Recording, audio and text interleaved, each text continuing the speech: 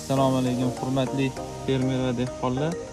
Mana bugun 21-iyul 2022-yil Parkent tumani Shampan qishlog'idamiz. Tinklaverli ekilgan polda turibmiz.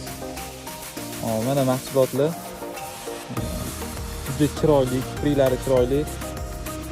Buni ekkan dehqon akamiz bozorga olib sotganlarida teplishlik bilan umuman farq qilmayapti deyaptilar. Hosildorligi ham juda yuqori. Tovarning hidi ham chiroyli. Mana ko'rishingiz mumkin.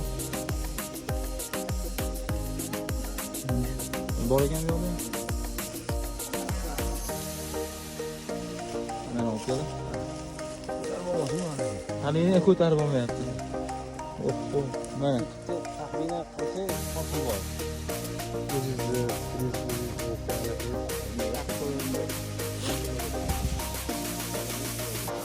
bitta tutsa 10 kilogacha hosil bor. Kamida. Bu to'g'risida yana qanaqa fikrdasiz? O'y Shohso'raga?